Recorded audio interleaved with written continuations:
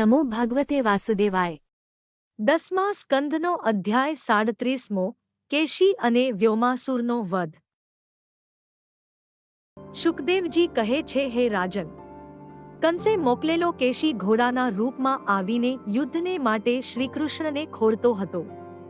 તેને જોઈને શ્રીકૃષ્ણે તેને બોલાવ્યો। તુરત તે કેશી શ્રીકૃષ્ણની સન્મુખ આવ્યો અને શ્રીકૃષ્ણને પાટું મારવા લાગ્યો।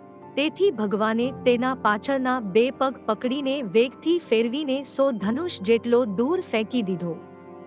વળી ફરીને ઊભો થઈને શ્રીકૃષ્ણની સામે દોડ્યો। ત્યારે તેના મુખમાં ભગવાને પોતાનો જમણો હાથ નાખ્યો।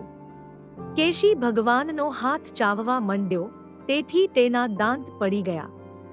તેના મુખમાં તે હાથ રોગ જેમ વધે તેમ વધવા લાગ્યો। સમેધમાનેન સકૃષ્ણ બાહુના નિરુદ્ધવાયુશ્ચરણાંશ્ચ વિક્ષિપન પ્રસ્વિન્નગાત્રઃ પરિવૃત્તલોચનઃ પપાત લેંડ વિસૃજન ક્ષિતો વ્યસુઃ। શ્રીકૃષ્ણનો હાથ વધવાથી શ્વાસ રૂંધાઈ ગયો અને તે કેશી મગ પછાડવા માંડ્યો। શરીરમાં પરસેવો આવી ગયો, આંખો ફરી ગઈ, લાત બહાર નીકળી ગઈ અને મરીને નીચે પડ્યો।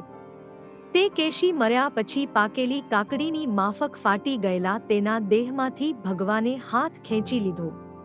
પછી નારદમુનિએ ભગવાન પાસે જઈને કહ્યું, હે ઈશ, હે પ્રભો, તમે પૃથ્વીના ભારૂપ દૈત્યોનો નાશ કરવા અને ધર્મનું રક્ષણ કરવા અવતરેલા છો।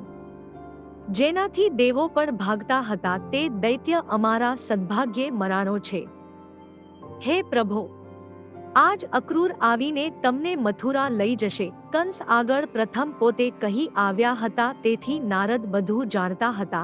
કાલે તમે કુવલ્યાપીડ, ચાણૂર, મુષ્ટિકાદી મલ્લોને અને કંસને મારશો એવું હું જોઉં છું।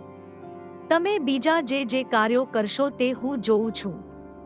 આમ કહીને ભગવાનને પ્રણામ કરીને નારદમુનિ ત્યાંથી ગયા। પછી એક દિવસે ગોવાળિયા ગોવર્ધન પાસે પશુ ચારતા હતા। તે સમયે માયાવી વ્યોમાસુર ગોવાળનું રૂપ લઈને ગોપો ચોરપાળની રમત રમતા હતા। તેની સાથે ભળીને કેટલાક ગોવાળોને વ્યોમાસુર પર્વતની ગુફામાં લઈ ગયો।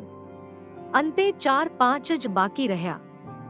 તેને પણ તે લઈ જતો ત્યારે તે વ્યોમાસુરને પકડ્યો। ત્યારે તે પર્વતના જેવું રૂપ લઈને ભગવાનને ખાવા દોડ્યો। તે સમયે ભગવાને તેને પકડી મારી નાખ્યો। પછી પર્વતની ગુફામાં ગોપોને રૂંધી રાખ્યા હતા તેને બહાર કાઢીને ભગવાન ગોકુળમાં ગયા। 10મા સ્કંધનો 37મો અધ્યાય સંપૂર્ણ।